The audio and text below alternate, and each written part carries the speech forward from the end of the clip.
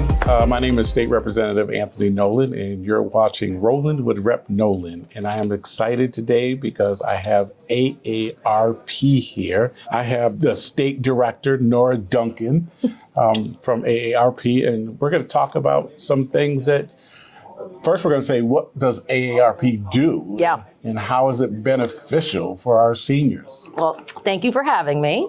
It's nice to see you here instead of behind a committee room desk while I'm on the other side. So AARP we're a nationwide organization. Every state has at least one office. Some states, bigger states have more than one.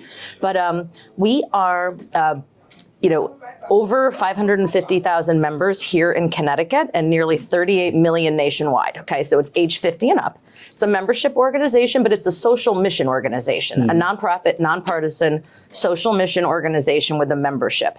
And what we do for one, we do for all. We have a foundation that really helps with lower income adults. Think about housing, work, stability, and it's kind of the financial stability and the basics that our foundation works on. And then on the side I work on, which is the 501c4 side, we engage with members in community. We advocate at the state and at the federal level, and we provide education, outreach, and information on all sorts of topics that are relevant to people age 50 plus and their families. And that's a really big group of people. So that's a lot of information, resources, and activities that we have, and lots of things that we advocate on. Well, what are some of the most called upon services that you do that people want to know about? Well, one thing that I don't do personally, but that AARP does, the foundation, is our tax aid program, which is really important this time of year, but all the time. So we are, I think, if I'm correct, still the third largest provider of tax services in the country. But we are the only one that is completely free and run by volunteers aimed at people age 50 and up. Wow. And so if you have, it's mostly designed for lower to middle income folks, but people bring in some decently complex tax filings, and volunteers who are trained the same way anybody else is who's doing taxes at, name any of the big ones where you'd go in and pay. Right. Same IRS rules, same everything, but free taxes. We have also a safe driver program at AARP, and so that is through my side of the shop, not my department necessarily, but we offer safe driver programs. The Connecticut Department of Motor Vehicles certifies those. Now, when you say safe driver program, what are you specifying when it's safe driver? Is it because they've been driving for so long and sometimes they forget some of the rules of the road, or is it? I would say it's well, some of that, right? Because you do something forever, you think you know what you're doing all the time, right? I've taken it 3 times, and all of that before I turned 50, and I learned a lot. But it does qualify. So it's some of it's defensive driving, it's understanding the rules of the road, it's understanding changes in trends. We have some programs on even understanding the technology in your vehicle, which so these can be done in person or online. There is a little charge for that, but members actually pay a little less, and the state, if you're of a certain age, has to offer you a discount on your premium.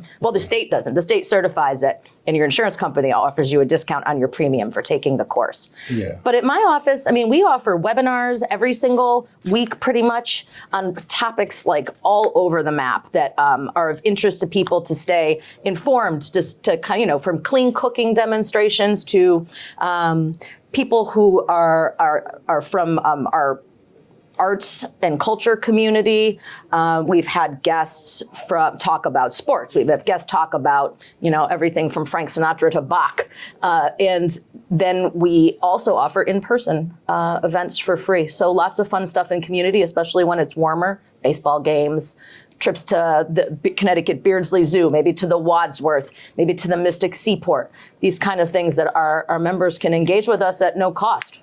Okay. Now, programs and initiatives that AARP provides or shows our seniors. Can you speak a little bit on that? Sure. So we have a couple of key areas where we like to do like a lot of our social mission work, supporting family caregivers, for instance. That's a good one. Yeah. So, and helping people understand their choices when it comes to Medicare and Social Security, especially when you're just getting to that point where you have to make the decision, right? You're just about to turn 65. What do I need to know? And that's hard. Medicare, Medicaid. So we'll probably have you back so we can talk about that. Good. Well, you know what? time. I actually am going to run a couple of, co-host a couple of virtual events in April and May on those subjects. Yeah. And every time I co-host, I learn something because I forget just as much as I learn. But, you know, trying to figure out when I should collect Social Security. For instance, what's the consequence of taking it at, you know, age 63 versus age 67 or 70? And there are a lot of factors to consider. So we try to make sure people really have a good foundation in those sorts of educational opportunities and resources that are available anytime online, whether you're a member or not, always for free. Yeah. So how do we get it out there for our seniors to make sure their voices are heard when it comes to AARP? Yeah. So when it comes to advocacy, we do a lot at the state level, as you know, and then at the federal level. Folks can join us as e-advocates, which is, I can't tell you exactly to get to that, but if you're on our website, you can join us and say, I want to know when something important is happening that you want me to contact my member of Congress or my local state representative or my state senator or the governor about an issue, right? So you can join us as an e-activist. You can check out aarp.org/CT. We keep a lot of our updated news and information there. And then we have, as you know, volunteers who show up here at the Capitol in their red shirts and testify and talk to legislators and make it obvious when we support or oppose a piece of legislation. So you can, like I said, you can sit there, click of a button from your computer. We've even got some toll-free numbers that we put up. Like right now, there's some on Social Security, but there's lots of ways to get involved and do a lot or just a little. Yeah. And Social Security, Medicare, Medicaid, family caregivers. Yep. Those are some huge topics that I know a lot of the seniors in our community ask and talk about. So that might be something that we elaborate on in a town hall or something. Yeah. Just to have. And the other thing to your viewers, to the civic organizations, to the religious organizations in your district, we have volunteers who are trained on a lot of these subjects: fraud prevention, family caregiving, that journey, what you need to know about Social Security, what you need to know about your electric choices. We have trained volunteers who can accept invitations to come in and make 30, 60-minute presentations to interested groups. Okay. So whether it's at the community center, at the church, you know, at the Rotary Club, we can provide those kind of resources at no cost to the community. Okay. And then we have, if a senior or a family wants to learn more or get involved, what is the best way to contact AARP? Yeah, so just email us. Pretty easy. Yeah. Now, you have other initiatives and stuff. You want to touch base on that? I mean, so first of all, you mentioned family caregivers, and I did write, one thing I had to write down because I wanted to make sure I got it out there was, we have a national resource line for people who are caregiving for a loved one who need some help.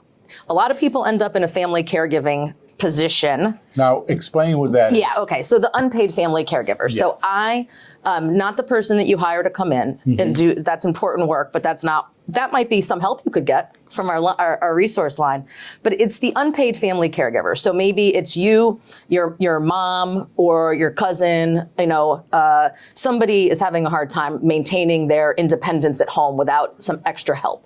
Yeah. So that extra help could be, you know, anything from something simple like helping get the medication that they need home to them and maybe filling the pill boxes, right? To, you know, some pretty serious stuff that otherwise a medical provider might be doing, like wound care. Yeah. You know, so we have that free resource line that I really think is important to get out there for folks, and that's toll free at 877-333-5885. So you can call from anywhere in the country and say, just help me figure out where I'm supposed to call locally. Okay. A lot of us end up in these family caregiving situations. Yep. on a moment's notice. Oh, yeah. And there's things a lot of times we don't plan for. Our resources that we provide in the community try to help people be a little planful. But what we often find is people are there because they're having an urgent situation and they don't know what to do. And, we've got about 420,000 unpaid family caregivers in Connecticut. Wow. And they're doing yeoman's work and they're putting out about $7,200 a year of their own money towards that family caregiving on average. And, lower income households are impacted more severely by that. Because, it doesn't cost less to give the care. You just may have less resources to go around. Right. Well, I really thank you for coming. Yeah, I appreciate it. And being able to share, what AARP does and how beneficial it is for our community. So I want to thank you for watching. And I want to thank the state director, Nora Duncan, for being with us today. And we look forward to seeing you again next time on Rollin with Rep. Nolan. Thank you.